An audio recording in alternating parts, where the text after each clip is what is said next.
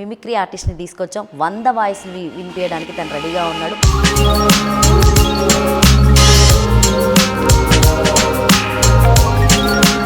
మినిట్స్లో 100 వాయిస్ అసలు ఎలా చేస్తావు స్టేజ్ మీద అంటే మేము చూసా.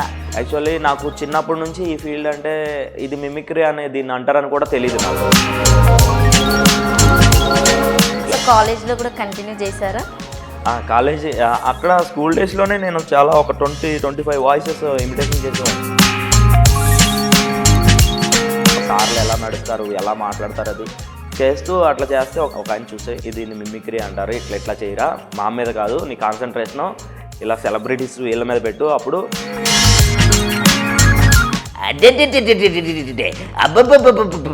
ఏ పిష సో బాబు మోహన్ గారు అన్నా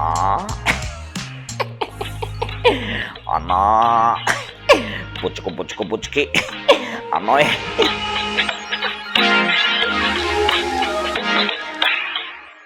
హాయ్ హలో నమస్తే, నేను మీ anchor Lavanya. Welcome to social post TV.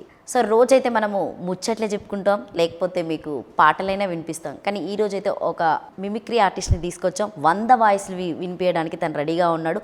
అసలు 100 వాయిస్ ఎలా చేస్తారు? నేను నా వాయిసే వినడానికి మీకు బోర్గా వస్తుంది అనుకుంటా. అందుకే మీరు స్పెషల్గా వినాలని చెప్పేసి ఈ రోజైతే నేను మిమిక్రీతో మీ ముందుకు వచ్చాను. నేను మిమిక్రీ చేస్తాను అని చెప్పేసి మీరు మాత్రం భయపడకండి. సో నాతో పాటు ఆనంద్ ఉన్నాడు. ఆనంద్ అయితే సో ఫేమస్ అని చెప్పొచ్చు, ఎందుకంటే తన వాయిస్లతో దాదాపుగా స్టేజ్ మీదే కాకుండా మంచి పొలిటికల్ వాళ్ళైనా కావచ్చు, సినీ రంగం వాళ్ళైనా కావచ్చు, సో బయట ఎవరైనా ఆర్టిస్ట్ అని ఇప్పుడు నేను తనకి ఒక ఆర్టిస్ట్నే కాబట్టి నా వాయిస్ కూడా ఈరోజు తను మీ అందరి ముందు మిమిక్రీ చేస్తాడు. సో మీకు మా సోషల్ పోస్ట్ టీవీ నుండి ఈరోజు ఆనంద్ని పరిచయం చేయడానికి తీసుకొచ్చాం. ఆనంద్ నమస్తే. నమస్తే అండి. ఎలా ఉన్నావు ఆనంద్? నేనైతే చాలా బాగున్నాను. మీరు పిలవడం వల్ల ఈ సోషల్ పోస్ట్ మీ ఛానల్ వల్ల నన్ను పిలవడం వల్ల ఇంకా హ్యాపీగా ఫీల్ అవుతున్నాను. Thank you Anand. Thank you. అసలు ఎట్లా సాధ్యం ఆనంద్ 10 మినిట్స్లో 100 వాయిస్ అసలు ఎలా చేస్తావు స్టేజ్ మీద అంటే మేము చూసా. అంటే ప్రతిదీ కూడా ఒక సాధన అన్నమాట. నేను ఒక సింగర్ తీసుకొని ఎవరి ఫీల్డ్ వాళ్ళది. యాక్చువల్లీ నాకు చిన్నప్పటి నుంచి ఈ ఫీల్డ్ అంటే ఇది మిమిక్రీ అనే దీన్ని అంటారని కూడా తెలియదు నాకు. ఓకే. సో ఏమైందంటే ఒక రోజు నాడు నేను స్కూల్లో సార్స్ని వాళ్ళని ఇమిటేషన్ చేస్తూ ఉండేవాడిని. అక్కడ చూసి ఒక ఆయన చెప్పాడు దీన్ని ఇట్లా మిమిక్రీ అంటారా. నేను అప్పుడు వాళ్ళ వాకింగ్ స్టైల్ ఎలా ఉంటుంది అంటే ఏ టైంలో నేర్చుకున్నాను అంటే నేను ప్రిపేర్ అయ్యావా? నాకు నేనుగానే ప్రిపేర్ అయ్యాను. ఎట్లా అంటే అక్కడ సార్ వాళ్ళని ఇమిటేషన్ చేసేవాడిని. నేను ఒక అనాథాశ్రమంలో చదువుకున్నాను అనమాట. అల్లిపల్లి మేరీమాత బోర్డింగ్ అని చెప్పేసి క్రిస్టియన్ సంస్థలో చదువుకున్నాను. సో అక్కడ నాకు ఇది మిమిక్రీ అని కూడా తెలియదు. అక్కడ సరదాగా ఆడుకుంటూ సార్లు ఎలా నడుస్తారు, ఎలా మాట్లాడతారు అది చేస్తూ అట్లా చేస్తే ఒక ఆయన అక్కడ ఉన్న వార్డెన్గా ఒక ఆయన చూసి యేసురత్నం అని ఇది మిమిక్రీ అంటారు, ఇట్లా చేయరా, మా మీద కాదు నీ కాన్సన్ట్రేషను ఇలా సెలబ్రిటీస్ వీళ్ళ మీద పెట్టు. అప్పుడు నా 7th స్టాండింగ్ అనమాట, 6th అయిపోయింది, 7thలోకి వెళ్ళబోతున్నా. అక్కడ నుంచి నా ప్రస్తావన అనేది అలా మొదలైంది. Okay, super. సో అంటే మీరు ప్రాపర్ ఎక్కడ, సో అంటే స్టడీ ఎంతవరకు కంప్లీట్ చేశారు? ఇదే కళారంగాన్ని కంటిన్యూ చేస్తున్నారా లేకపోతే ఏదైనా జాబ్ కూడా చేస్తూ ఉంటారా? ప్రజెంట్ అయితే నా ప్రొఫెషనల్ ఇదేనమాట. ఫస్ట్ ఫ్యాషన్గా తీసుకున్నాను నేను, తర్వాత ఇదే ప్రొఫెషన్ అయిపోయింది. ఎట్లా అంటే నేను ఏలూరు సర్ సిఆర్ రెడ్డి కాలేజీలో చదువుకున్నాను. ఇంటర్ నుంచి డిగ్రీ వరకు అక్కడ చదువును. సో ఎంబీఏ చేసిన అనమాట. నేను రామచంద్ర కాలేజీలో ఎంబీఏ చేసిన. మాది వచ్చేసి ఏపీ ఆంధ్రప్రదేశ్ ఏలూరు డిస్టిక్ అనమాట. కామవరపుకోట మాది. కామవరపుకోట అంటే కొంచెం అక్కడ చాలా ద్వారకా తిరుమల పక్కన అనమాట. చిన్న తిరుపతి అంటారు కదా, దానికి ప్రసిద్ధి చెందింది అనమాట. వెళ్తూ ఉంటారా ఫ్రీ టైం దొరికినప్పుడు లేకపోతే ఇక్కడే హైదరాబాద్లోనే ఉంటారా? మ్యాక్సిమం ఇక్కడ వచ్చిన దగ్గర నుంచి మనకి ఇక్కడ వస్తే ఇక్కడ నుంచి వెళ్ళలేము, అక్కడికి వెళ్తే అక్కడ నుంచి ఇక్కడికి రాలేము, అట్లా ఉంటుంది అనమాట. ఎలా ఉంటుంది మీ ఫ్యామిలీ సపోర్ట్ ఎలా ఉంటుంది? అంటే చదువుకున్నావు కదా నువ్వు, జాబ్ మానేసి ఎందుకు ఇవన్నీ అవసరమా అన్నట్టుగా ఉంటుంది. ఏంటిది ఇది స్ట్రగుల్తో కూడుకున్నటువంటి వర్క్ కదా? అవునవును. అంటే స్టార్టింగ్లో అయితే సో ఇక్కడికి రాకముందు నేను స్ట్రగుల్ అయ్యే ఉన్నాయి. అప్పుడు నాకు ఒక మంత్లీ వచ్చేసి ఈవెంట్స్ తక్కువ ఉండే నేను అక్కడ ఉన్నప్పుడు. ఇక్కడికి వచ్చిన తర్వాత సో నేను ఏంటి అనేది తెలిసిన తర్వాత ప్రతి ఈవెంట్ మేనేజర్స్ కానివ్వండి, ఆర్టిస్టులు కానివ్వండి, ప్రతి ఒక్కళ్ళు నాకు మంచిగా షోస్ చెప్తున్నారు. సో బిజీ అయిన తర్వాత ఫ్యామిలీ కూడా హ్యాపీగా ఉన్నారు. నేను కూడా హ్యాపీగా మంచి ఉన్నాను. సపోర్ట్ ఉందన్నట్టు. సపోర్ట్. సో అంటే మీరు ఫస్ట్ హైదరాబాద్కి వచ్చినప్పుడు ఎవరిని మీట్ అయ్యారు? అంటే ఈవెంట్స్ చేయడానికైనా కూడా ఎవరినైనా అప్రోచ్ అయ్యారా? లేకపోతే మీరు ఇట్లా కొంతమంది వచ్చి స్టూడియోలో చుట్టూ తిరగడం జరుగుతుంది, అలా ఏమైనా తిరిగారా? మీకు అవకాశాలు వచ్చాయా? యాక్చువల్లీ మాకేంటంటే నేను నా వేరే గోల్తో ఇక్కడికి రావడం అయితే జరిగింది. నేను మూవీస్లోకి వెళ్ళాలి, లేదా మంచి టీవీ షోస్ చేయాలి, అట్లా అని నేను ఇక్కడికి వచ్చాను. సో నాకు ఆ టైంలో నాకు ఒక 1 year వేస్ట్ చేశాను అనమాట. ఇట్లా ఈ ఆఫీసుల చుట్టూ అవి ఇవి తిరగడం, ఏవో చిన్న చిన్న షోస్ చేశాను ఈటీవీలో. ఉదయ్ భాను గారు గ్యాంగ్ లీడర్ అనే షోలో పార్టిసిపేట్ చేశాను. ఒక 28 episodes చేశాను అనమాట. అయినా నాకు గుర్తింపు రాలేదు. సరే మళ్ళీ వెళ్ళిపోయి మళ్ళీ వచ్చాను, మళ్ళీ ఏదో చేద్దాం అన్నట్టుగా వచ్చాను. ఆ టైంలో నాకు అన్న వాళ్ళు తెలుసు కొంతమంది ఇక్కడ. అన్న సతీష్ అన్న అని, ఇదేంటి డొనాల్డ్ సతీష్ అన్న కానివ్వండి, తర్వాత బవీర్ శివ అన్న, వీళ్ళందరూ వాళ్ళతో కొంత జర్నీ చేశాను అనమాట. కొన్ని రోజులు తిరిగాను వాళ్ళతో. నాకు తెలిసిందల్లా మిమిక్రీ ఒకటే. మిమిక్రీ ఎలా చేయాలి, ఎలా ప్రజెంట్ చేయాలి. మా వైపు ఎక్కువ ఆర్కెస్ట్రాస్ ఉంటాయి అనమాట. ఇక్కడికి వచ్చిన తర్వాత నాకు బర్త్డే షోస్, గేమ్స్ అయితే నేను వీళ్ళిద్దరి దగ్గర నేర్చుకున్నాను. డొనాల్డ్ సతీష్ అన్న ఇంకా శివన్న దగ్గర అయితే నేను నేర్చుకోవడం అయితే జరిగింది. ఈ గేమ్స్ ఒక విధంగా చెప్పాలంటే వాళ్ళు నాకు గురువులు లాంటి వాళ్ళు ఈ ఒక విధంగా. ఎందుకంటే నాకు నేను ఒక ఆదర్శంగా మిమిక్రీలో తీసుకుంది గుంటూరు శివ అని ఒక అన్న ఉన్నాడు. ఆయన నేను ఆదర్శంగా తీసుకున్నాను, ఇంకో కొంతమందిని తీసుకున్నాను. సో ఇక్కడికి వచ్చిన తర్వాత ఎలా ట్రావెల్ అవ్వాలనేది నన్ను ఈ ఫీల్డ్కి కొంచెం నాకు పుషప్ చేశారు. పుషప్ చేసి వాళ్ళు నాకు ఈ ఫీల్డ్లో మంచి అందరు ఆర్గనైజర్స్కి మన గురించి తెలియజేయడం, అందరికి పరిచయాలు చేశారు. ఈరోజు బిజీగా ఉంటున్నానంటే నిజంగా వాళ్ళు అనమాట. తర్వాత వచ్చేసి నెక్స్ట్ నేను ఆఫ్రికా వెళ్ళొచ్చాను. ఈ టైంలోనేనా, ఈ జర్నీలోనేనా? ఈ 31st నేను ఆఫ్రికా వెళ్ళాను అనమాట. లాస్ట్ డిసెంబర్ 31st ఆఫ్రికా వెళ్ళాను, టాంజానియా. సో అక్కడ నాకు ఇదే ఫీల్డ్లో మనలో ఒక సింగర్ అన్న ప్రవీణ్ కుమార్ అని అన్న కూడా బాగా సపోర్ట్ చేస్తాడు అనమాట. నెల్లూరు ప్రవీణ్ కుమార్. ప్రవీణ్ కుమార్ మ్యూజికల్స్ అన్న ఎంత మంచివాడు అంటే అన్న గురించి చెప్పవసరం లేదనమాట. అన్న ఇంట్లో కూర్చోబెట్టి ఎవ్రీడే మాకు భోజనం పెట్టడం కానీ, ప్రాక్టీస్ చేయించడం కానీ చాలా బాగా ఇదిగా చూసుకున్నాడు. ఒక మంచి అంటే మనం ఎదగడానికి ఒక పుషింగ్ అనమాట. మనం బ్యాక్ సపోర్ట్ చాలా ఇచ్చాడు అన్న.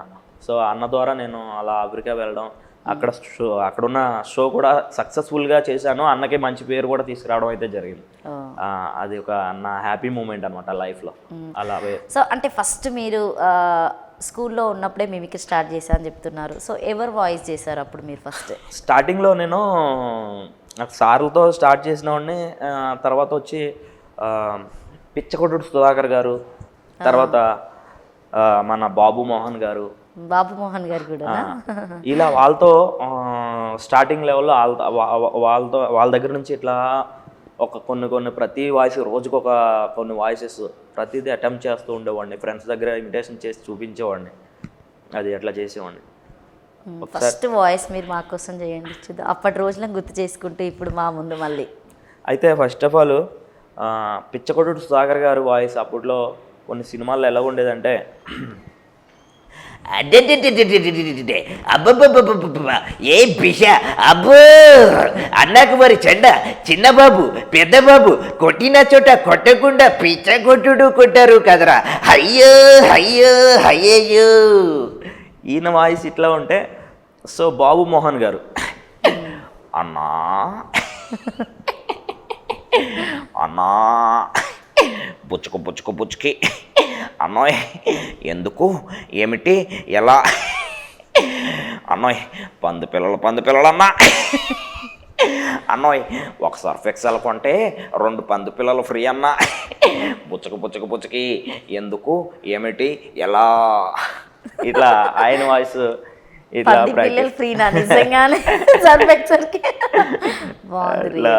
చేసేవాడిని అనమాట. వీళ్ళతో స్టార్ట్ చేశాను. ఫస్ట్ వాయిసెస్ వీళ్ళిద్దరవే అనమాట. ఇట్లా కాలేజ్లో కూడా కంటిన్యూ చేశారా? కాలేజీ అక్కడ స్కూల్ డేస్లోనే నేను చాలా ఒక 20-25 వాయిసెస్ ఇమిటేషన్ చేసేవాడిని.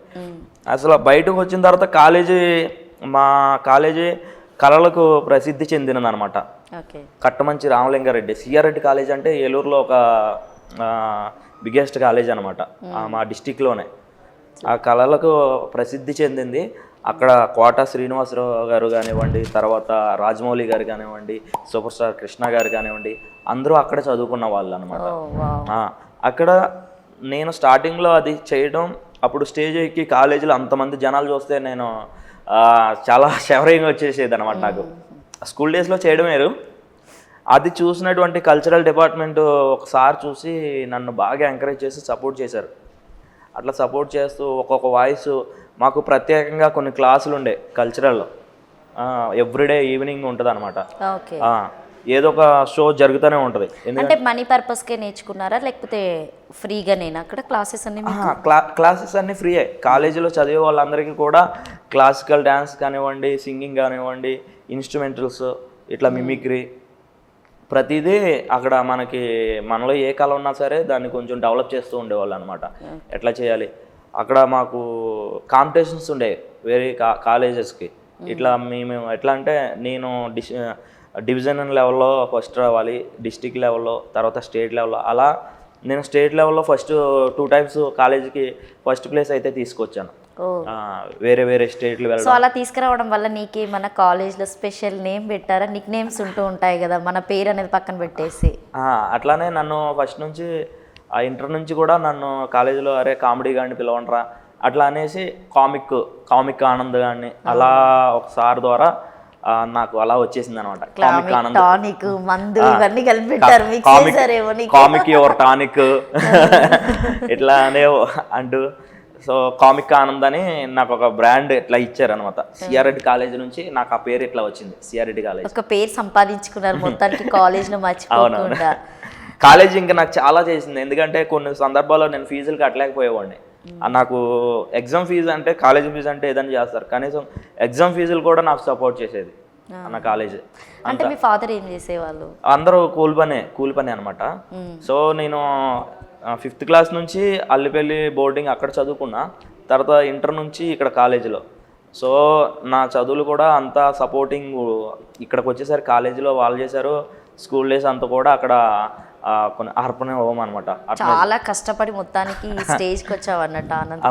ఎప్పుడైనా ఫీల్ అయ్యావా అంటే మా ఫ్యామిలీ ఇలా ఉంది సిచ్యువేషను, సో నేను ఏం చేయలేని పరిస్థితిలో అని చెప్పేసి కాలేజ్లో ఉన్న డేస్ అయినా అట్లా బాధపడ్డా? అంటే మీ స్కూల్ చెప్పగానే మాకు కొంచెం ఇదిగా అనిపించేసింది. ఎందుకంటే ఆ స్కూల్లో చదవడం అనేది చాలా గ్రేట్. అక్కడ సిచ్యువేషన్స్ కూడా చాలా వరకు ఉంటాయి, దాన్ని ఎదుర్కొని మనం ఒక ముందుకు స్టెప్ వేసుకోవచ్చు. అంటే మనము ధైర్యం తెచ్చుకోవాలి. అప్పుడు మీరు ఫీల్ అయ్యారా? అంటే నాకు ఆ ఫీల్ రాకుండా సంస్థలో అలా ఉంచారన్నమాట. ఒక అమ్మలాగా, ఒక నాన్నలాగా. అక్కడ ఉన్నటువంటి ఫాదర్ మరీ జోజీ రాయ్ అనమాట. అక్కడ దాదాపు ఒక 2000 మందికి పైగా స్టూడెంట్స్ చదివాం అనమాట. అంతమందిలో నేను ఒకడిని. అంతమందికి అమ్మలా, నాన్నలాగా మేము బయటకు వచ్చేసిన తర్వాత కూడా సపోర్ట్ చేస్తూ, ఫారినర్స్ మాకు హెల్ప్ చేస్తూ ఉండేవాళ్ళు, ఇటాలియన్స్ అనమాట. ఫండ్స్ మాకు వస్తూ ఉంటాయి అన్నమాట. ఆ ఫండ్స్ మాకు ఇవ్వడం, తర్వాత ఎవ్రీ ఇయర్ మాకు డ్రెస్సెస్ కానివ్వండి ప్రతిదీ ఇచ్చేవాళ్ళు అక్కడ. అంత బాగా చూసుకుంటారు. వేరే వాళ్ళు వచ్చి చూడడము, ఇట్లా ఫుడ్ డొనేట్ చేయడము, డ్రెస్సెస్ అవన్నీ. అప్పుడు మీరు ఎలా ఫీల్ అయ్యారు అనంత్? చాలా హ్యాపీ ఫీల్ అయ్యాను. ఏంటంటే వాళ్ళు మాకు ఫారినర్స్ మా దగ్గరకు వచ్చినప్పుడు అదొక మాకు పండగలా ఉండేదన్నమాట.